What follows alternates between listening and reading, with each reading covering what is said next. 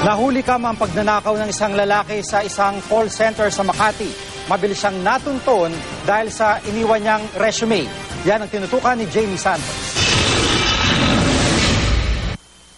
Habang abala ang mga tauhan ng call center na ito sa Makati City, nag-apply ang lalaking ito at nag-abot ng dokumento sa receptionist na si Hughes Cooper Diana Mayuyo. Ilang sandali pa, dumating ang iba pang aplikante. Sinamahan sila ni Mayuyo. Ang lalaki tila hindi mapakali. At sa isang iglap,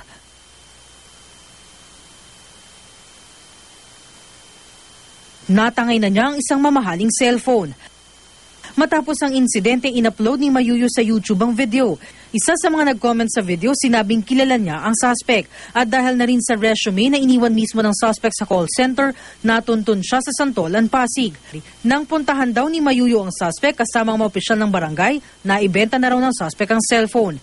Naghain na ng reklamo sa pulisya si Mayuyo laban sa nahuling suspect.